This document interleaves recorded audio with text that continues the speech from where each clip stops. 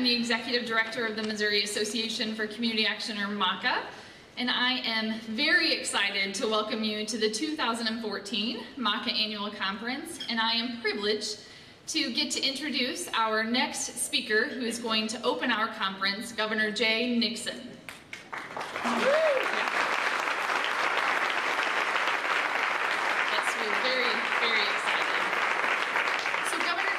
Serving in his second term as the governor of Missouri. He garnered the highest margin of victory for any non-incumbent governor in the last 44 years. Governor Nixon was overwhelmingly elected by Missourians to lead our state in a new direction. He was re-elected to a second term in November 2012. Governor Nixon has put forth an agenda to make government more effective and efficient and responsive to the needs of Missouri families. He is committed to attracting jobs of the future to Missouri, making health care more affordable, and placing a college education within the reach of all middle-class students. As he did while serving in the state Senate and during his 4 terms as Attorney General, Governor Nixon is reaching across the aisle to put Missouri families first. During his first legislative session as governor in 2009, Nixon successfully worked with a Republican-controlled legislator to pass a comprehensive jobs bill to put Missourians back to work in the face of a 25-year high unemployment rate. The General Assembly also made permanent the reforms Governor Nixon enacted during his first week in office when he opened up every license fee office in Missouri for competitive bid, a move that ended decades-long of political patronage.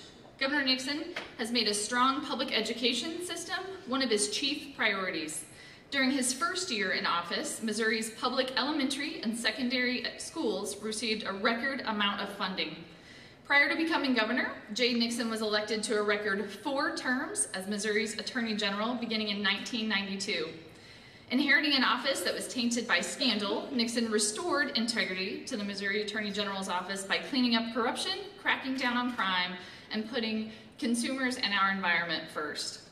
Under his leadership, Attorney General's office became one of the most efficient and effective in state government. He's a native of DeSoto, Missouri. Jay Nixon was raised in a family of public servants. His mother, the late Betty Nixon, was a teacher and served as president of the local school board. His father, Jerry Nixon, was elected mayor of DeSoto and served as a judge for the community. Growing up in a home with these strong examples, Nixon learned at a young age that faith and family come first and giving back to your community comes next. It is a philosophy that has guided his career in public service. After earning both his undergraduate and law degrees from the University of Missouri-Columbia, Nixon returned to DeSoto to practice as an attorney. In 1986, he was elected to his first term in the Missouri State Senate, where he would represent the people of Jefferson County for 6 years. As state senator, Nixon reached across the aisle to pass several major pieces of legislation, including an expansion of prenatal care for expectant mothers. Governor Nixon and his wife, Georgianne Wheeler Nixon, have 2 sons, Jeremiah and Wilson, and they belong to the First Methodist Church in Jefferson City. Governor Nixon has fought and continues to fight for the more than 947,000 Missourians living in poverty. Governor Nixon's top priorities have been to grow Missouri's economy and create good jobs for Missouri families. He knows that healthy communities are critical to ensuring Missouri's excellent quality of life. Governor Nixon fought for Medicaid expansion and has put forth a proposal to help working families gain access to affordable health care by reforming and strengthening Missouri's Medicaid system. In response to the worst winter that Missouri has seen in nearly 50 years, Governor Nixon appropriated additional LIHEAP and utility care funds to ensure that all Missouri families were able to meet their basic needs and keep their families safe. Governor Nixon believes that every Missourian should have the opportunity to live up to their full potential. As you have heard, his policies and initiatives are directly aligned with our statewide vision of the Missouri Community Action Network, where all families and communities thrive. I want to thank you, Governor Nixon, for your dedication to low-income Missourians and for engaging with the Missouri Community Action Network. It is now my honor to introduce to you Governor Jay Nixon.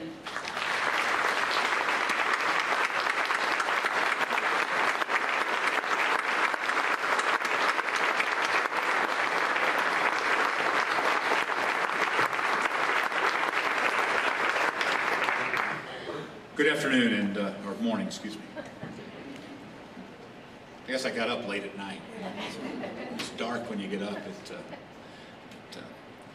I know contained with this room are folks who have traveled throughout our great state to be with us and serve literally every county of our state and every community, and I appreciate the invitation to kick off this conference today. 50 years ago, there were many momentous changes taking place in our country.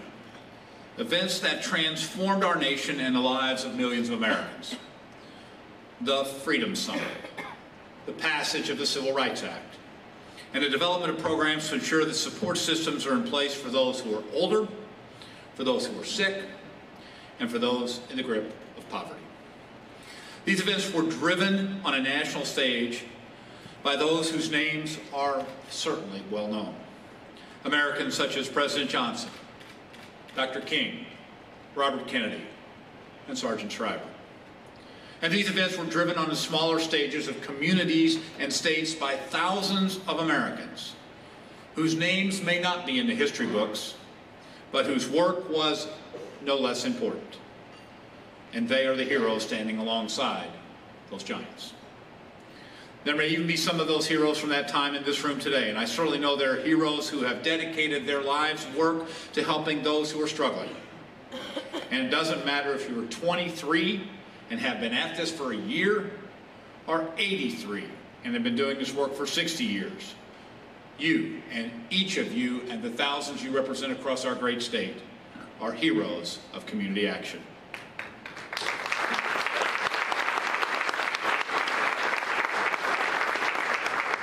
I want to relate a quote that was repeated last week in Kansas City at the funeral of one of my predecessors, former Governor Joe Teasdale.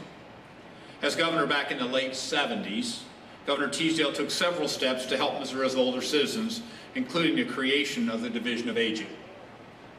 The priest at the governor's funeral quoted one of those well-known Americans from 50 years ago, Hubert Humphrey. The vice president said that the moral test of our democracy is how we treat those who are in the dawn of life, the children, those who are in the twilight of life, the elderly, and those who are in the shadows of life, the sick, the needy, and the vulnerable. That is our moral imperative for public action. Our democracy is constantly held to this test. Unfortunately, the results are often decidedly mixed. In many areas, by working together, we're making progress. This year, the state of Missouri will invest more in early childhood education than ever before, giving more children the chance to get a head start on success in school and in life. The legislature also followed my recommendations to give more low-income working families access to child care and to strengthen supports for our frontline child welfare staff. We're putting more dollars into workforce training so that every Missourian, no matter their age or income level, can have the opportunity to learn new skills and move up the economic ladder. And this year will mark a historic moment as the waiting list for in-home Medicaid developmental disability services in counties participating in our Partnership for Hope program goes to zero for the first time in over 20 years.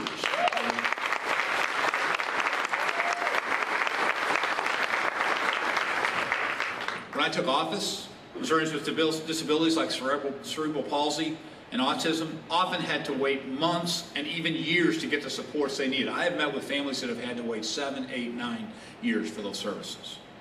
This year, with another expansion of our life-changing Partnership for Hope, as I said before, that waiting list will no longer exist. But we have much more work to do. Today, the percentage of Americans living in poverty is below where it was 50 years ago, but the number of working poor, where a single parent or a couple often hold multiple jobs just to try to stay afloat to support their families, demonstrates greater challenges we even face today. And it is those working Missourians who are often just one injury or serious illness away from the financial catastrophe who would be helped by strengthening and reforming Medicaid.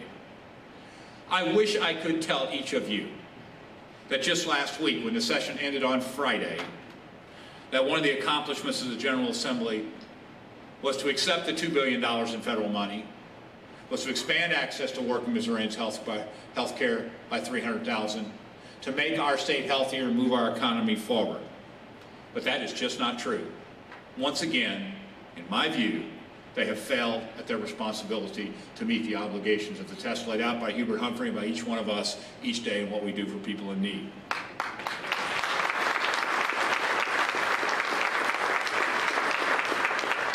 And if folks are going to talk about this in some sort of political context, and I don't mean Democrat, Republican, although sometimes it seems that way. I mean, my golly, folks, in Washington, D.C., we spend a lot of time in our state saying, oh, we're not like Washington, D.C. We get stuff done. Barack Obama and Paul Ryan agreed to put Medicaid expansion in the budget of our country. When Barack Obama and Paul Ryan can get together and folks up on that hill say they have political impediments, they are making excuses for not doing what's right. Okay?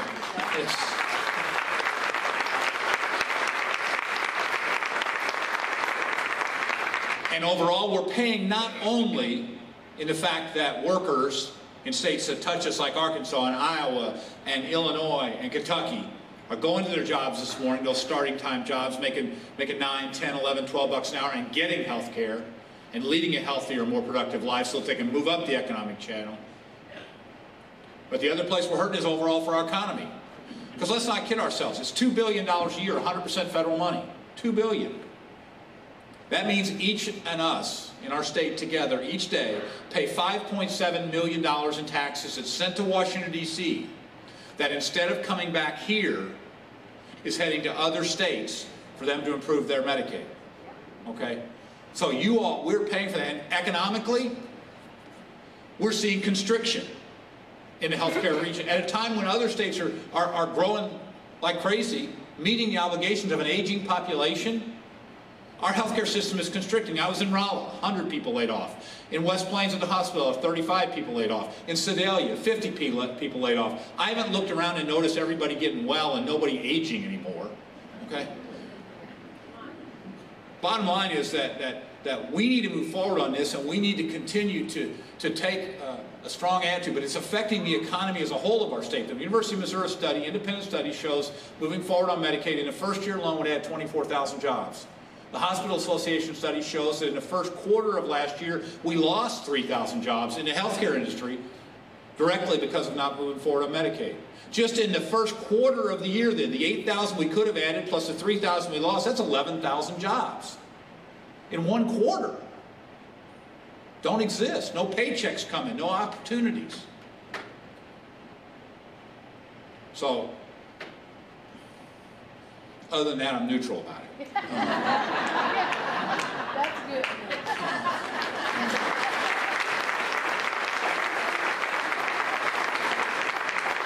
Just last week, Indiana, Mike Pence, okay, the governor of Indiana, good guy. I mean, very conservative guy, which is fine, a good friend of mine, and a good public servant. But I mean, he was not exactly farthest in Indiana moving forward. I mean,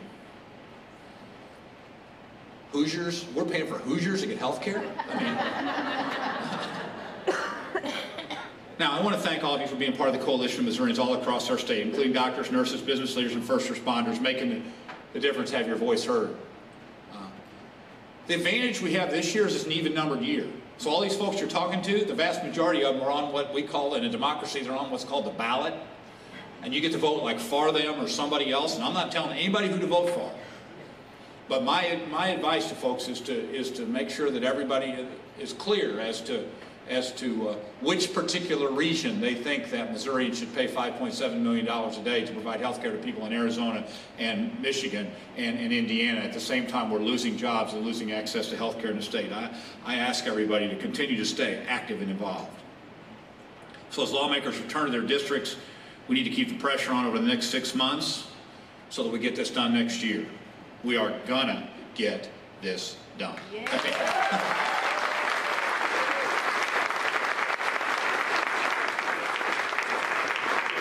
And quite frankly, as the session ended, this last session, I'm just going to make a couple comments and then get out of here and let y'all get to work. But, I mean, the legislature is not willing to act when it came to providing 300,000 working Missourians access to affordable health coverage reflects priorities that, in my view, in the last part of the session really got out of whack.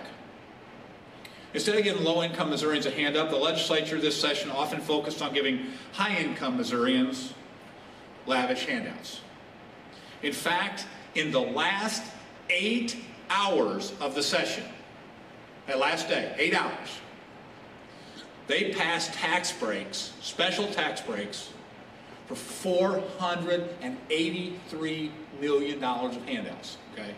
$483 million out of the budget that starts here in just a few weeks, okay?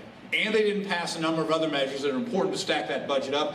And at the same time, they passed a budget with 100 decision items I didn't put in the budget, millions of dollars, hundreds of millions of dollars of additional expenditures. The bottom line, folks, I want to tell you is the budget that's on my desk right now is not balanced. It's not even close to balanced, okay? Way over $500 million out of balance. The constitutional responsibility I've got over the next 5 weeks to turn that wish list of folks walking in sharkskin suits in the last day of the Capitol into a budget that we working Missourians that reflects our values is going to be a challenge. I'm not asking people to feel sorry for them. A lot of emotions people have for politicians. Pity not one of them. But there are some serious decisions to be made in this state. Very, very serious decisions. They overrode me on a $600 million tax cut that will take effect in a few years. They passed a $500 million tax cut on the last day of the session. At the same time, they're going home to their districts saying, look, we put all this other money in these places. It does not exist. You cannot pass on one day a tax cut and give money. Well, let's give one example, a $20 million tax break for the utilities. Well, they really, really need it, don't they? How's that? A tax break passed for utilities that takes away the general revenue for light, heat, and utility care. Okay? That's what's happening. And I think we all need to be respectful. But this is not, we're living out a view in which folks want to say that the problem is collective action. And that's just not true. The famous French historian, Alexis de Tocqueville, came over to the United States, sent by European monarchs, after our Revolutionary War, after the Articles of Confederation didn't work, after we put together a Constitution, and after we began as a country, because they were curious. What about this new democracy? He was to report back to the French, but obviously as a historian of his significance, his words still echo 190 years later. When asked in the United States, and then asked back with the royalty and government leaders, they ask him in a public forum, who governs in America? Is it the king and queen? Is it a parliament where they have these various parties where they have to stack up?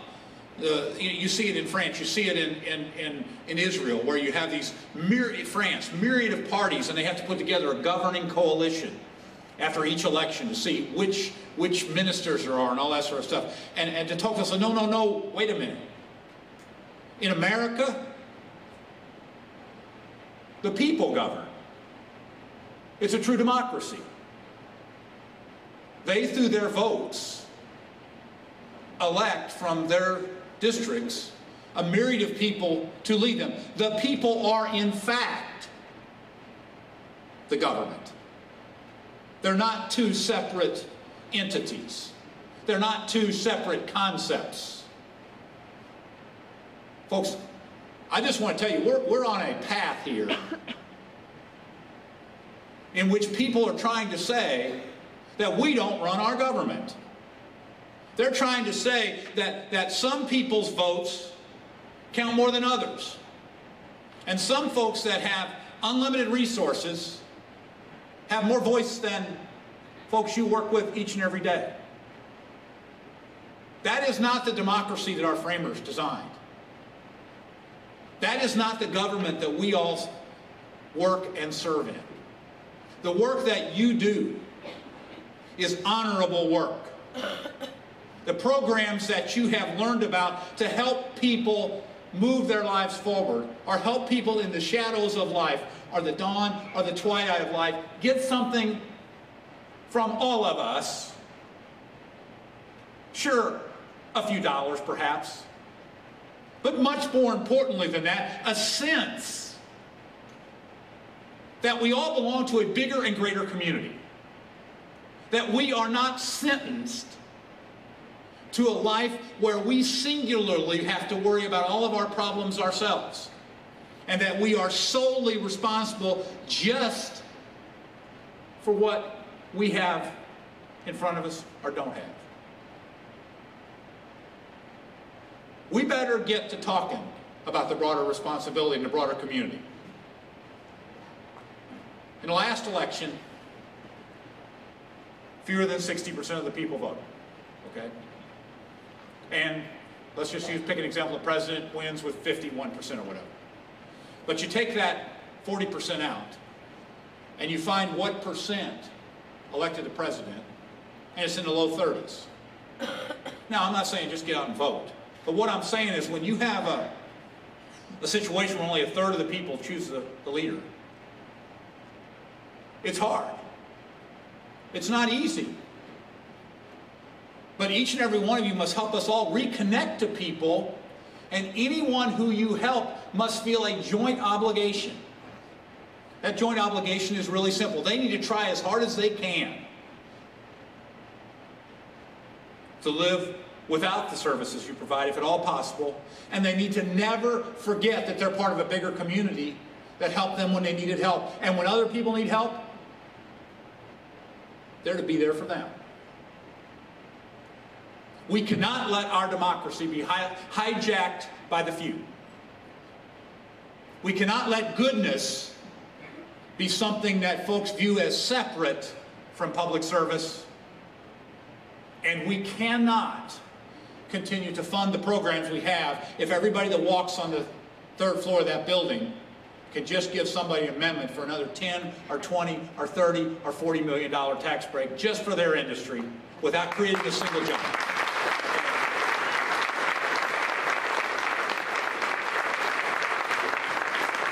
That won't work. Won't work for you, won't work for us. And in the time we've had to serve, we will not succeed. Now, I'm actually optimistic in this whole thing, because I've seen action in this state. I've seen people motivated, and I've seen how officials at all levels react to an informed citizenry. So my last piece of advice before I go on to the next thing: no matter how crisp the words may be, you must maintain optimism and a positive view for the future.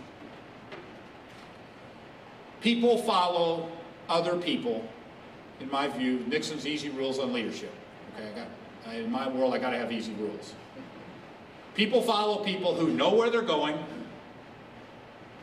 and rule 2, appear to be having a good time getting there. Okay? Nobody wants to come in and see you and have you rant at them or have a bad attitude. And I know, day after day after day, you have to reprime the well of optimism when faced with challenges directly in your day-to-day work. But you often, and the thousands of others that do what you do in the Show Me State, are in fact that link of optimism for people who we will help, and they will help us. A more comfortable state, a more loving state, a more caring state, a place where in fact we do govern ourselves. Thank you.